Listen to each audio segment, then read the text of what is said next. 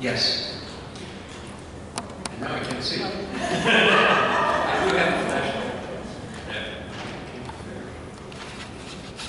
Thanks for inviting me to this, to present this group of people whom I respect and admire for their genuine love of the great outdoors. But it's quite daunting to present a program on photography in the imaging capital of the world, Rochester, New York. My goal tonight is to share a few tips on photography and inspire you to come paddle with us in Mother Nature's playground in our own backyard, the Finger Lakes region, and its waterways. As Bruce said, I've been a photographer for 50 years, but I'm relatively new to kayaking. Let me tell you about my first experience paddling with the ADK. I was invited by a friend to an ADK paddle at a place called Sunnyside. It was cold, overcast, and anything but sunny. As we gathered at the put-in, I thought to myself, how hard could this be? I looked around at the group and thought, I must be the youngest one here. The average wage and the average age looked to be about 70, and I was only 65 at the time. I adjusted my seat and immediately flipped over in the cold, muddy water. And you're probably thinking, serves him right. As I pumped out my kayak, it made me feel much better when I heard Peg say, it happens every year. Did you bring dry clothes? Of course I did. My biggest concern, though, was my cell phone, which would have been fine if I left it in my life jacket pocket. But when I went to check it with wet hands, it got wet and stopped working.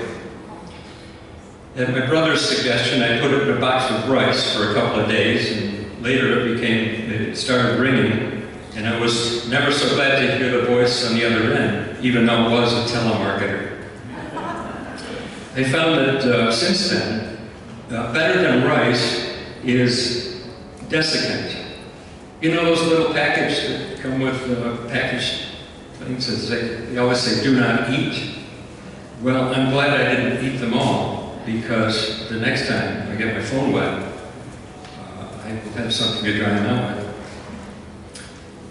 Now, although Apple says the new iPhone 14 is waterproof to 5 feet, but I heard recently that they retested it and it's good to 25 feet, so I guess we're good. So let me show you some slides.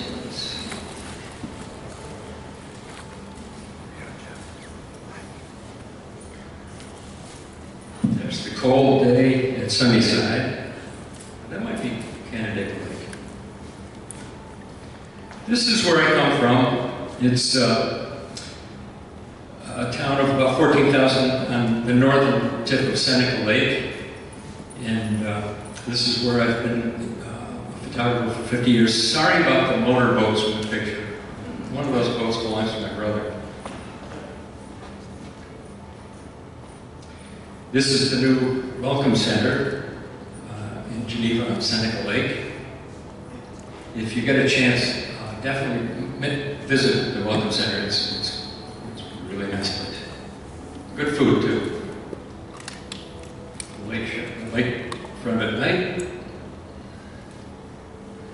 This is my little studio where I've been practicing photography, kind of a small town general practice photography business for over 50 years. The street, the culture of the street has changed since I've been there. It used to be mostly professional offices and lawyers, and now it's become the kind of an Epicurean center with wine bars, good restaurants. In fact, the restaurant two doors from me is called FLX Table. In 2017, it was named Best New Restaurant in America by Gannett News Service.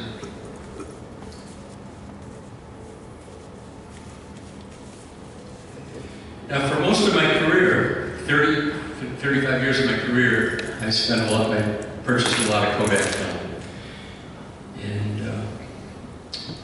And actually in 1998, they asked me to beta test a new portrait family of films, which was a real home run.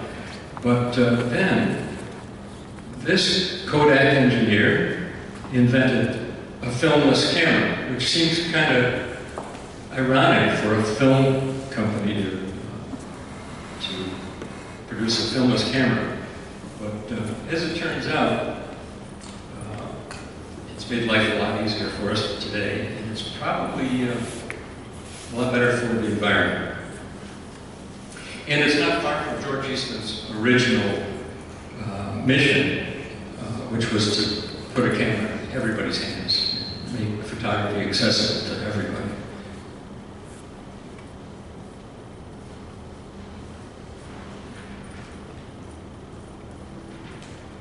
So a lot of people ask me, what camera do I use while I'm paddling?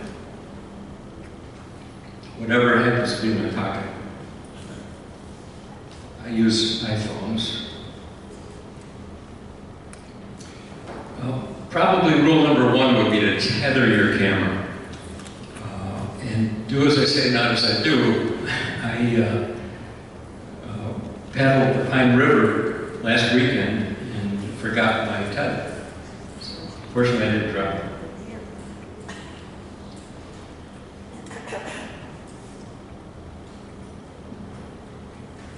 So this is a homemade tether. Phone cases don't often come with neck straps, so I made my own. It's a piece of kind of a heavy-duty rubberized fabric in a loop, so it's a kind of a loop it around your wrist, and this wedge of canvas goes in between, sandwiched in between the phone and the case. This is another important thing. It's a backup power bank, and nothing worse than being out in the wilderness without with a dying battery. Oh, let me say one thing more about the power bank. I've used it for a couple of years, and then I just recently noticed it says "Do not expose to water." So I did find a waterproof power bank on Amazon for $15. This is solar powered, and it also has a flashlight on it. This is something I picked up at a Goodwill store. It's a hand crank AM, FM, web radio with a phone charger that you crank by hand. It's also got a solar panel on it. Here are some of the phone apps and computer apps that I use. You probably recognize some of these. The phone apps, often there are apps that come with a phone that are worth exploring and practicing with. But if you want to add on, you can also add on additional apps. As far as computer editing software, I use mostly Lightroom and Photoshop, but there's some nice add-ons for that too, that do different things for your photos. And Nik Filters is, I believe it's free on the internet. My favorite though is called PicMonkey. That's a really easy to do for amateurs, but professionals use it too. Here's an example of a couple of pictures edited with PicMonkey. The one on the left is a straight out of the camera, and the one on the right has been enhanced a little bit, and I added a splash filter. It's one of the many filters that you can use with PicMonkey. I think it adds a little drama. Even though it's cheating, it's just another tool. This is a creek that leads into Seneca Lake, and I thought I would enhance it a little bit, so I included some people at the bridge. Do you prefer, most kayakers, they ask, do you prefer it with or without people? The kayakers will say without. Now here's a picture that Hank Jacobs took. Beautiful picture, nice clouds.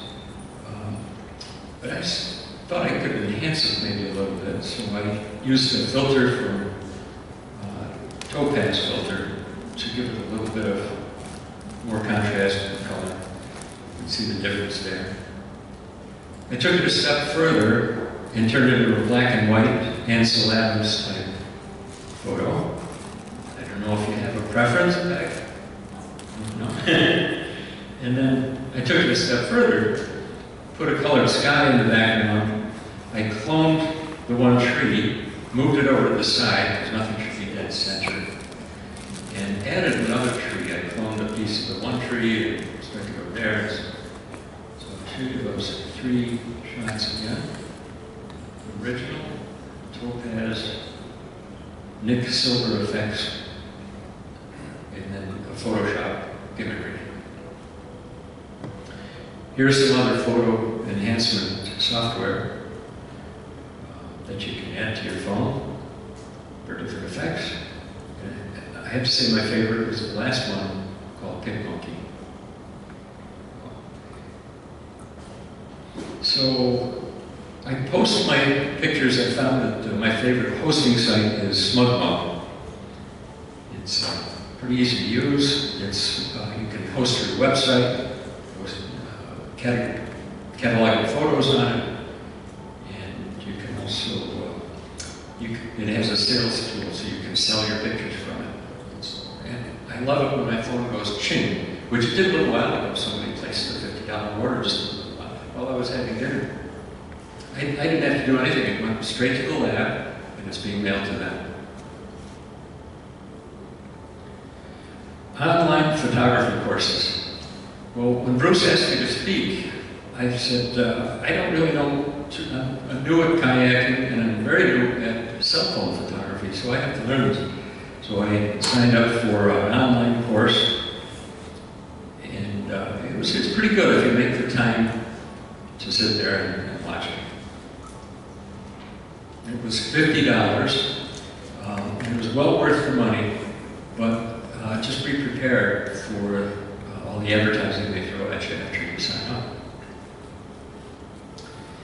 If you're serious about photography and you want a really serious workshop, you might look into our workshop. I've been on the board of this workshop for 28 years. It's one of the older photography workshops in the country. It's been around for 56 years. And so recently, for the last 28 years, we met at Hobart College in New York.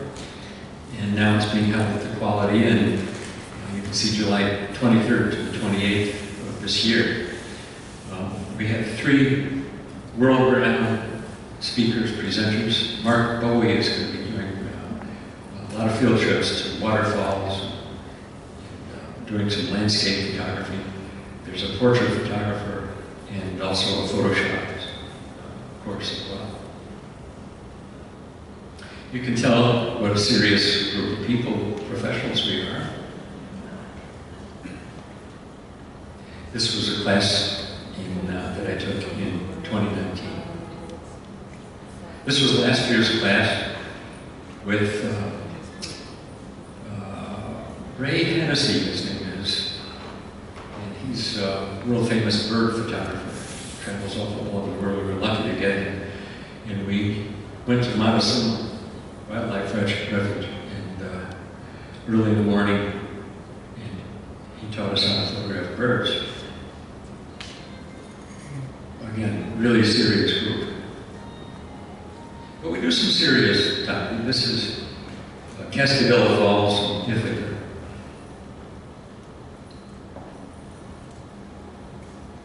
And we've paddled by this building a few times.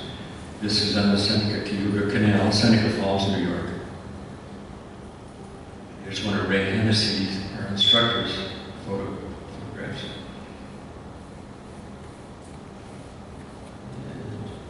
Here's our tour of Montezuma. Clip here.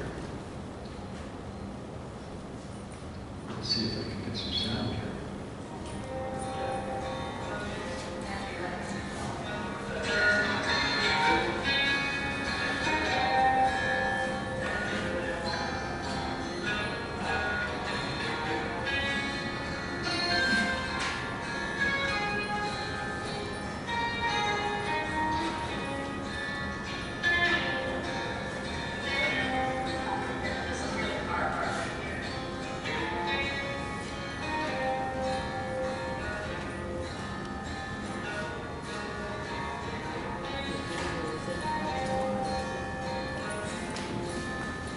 looking for birds and things to photograph at Montezuma.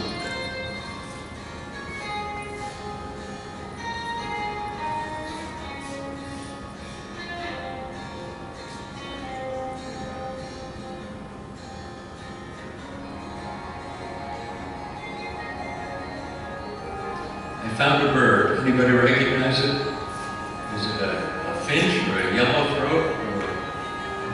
No.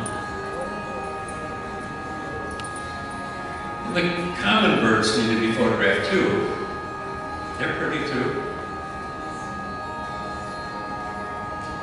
This is one of my all-time favorite photographs. The only problem with it is I didn't take it. Taken by Jim Culver. Some familiar faces. Those that paddle with us.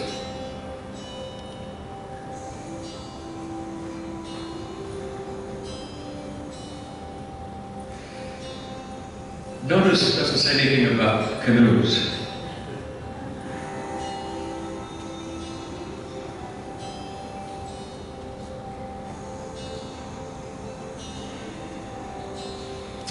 One of our famous brownie breaks. Peg makes the most delicious brownies.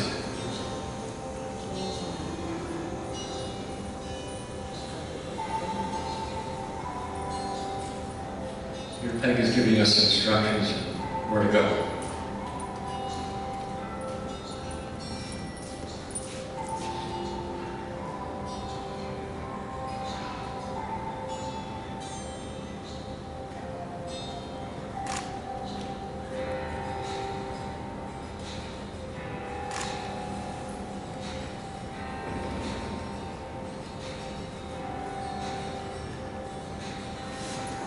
I believe this was Woodville, New York, in Naples.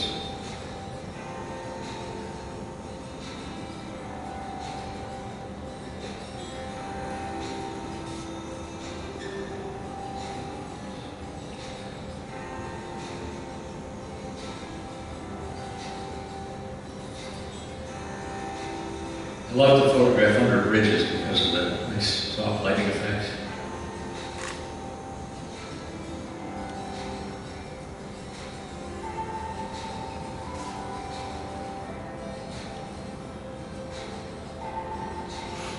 West River, Naples, south end of Canandaigua Lake.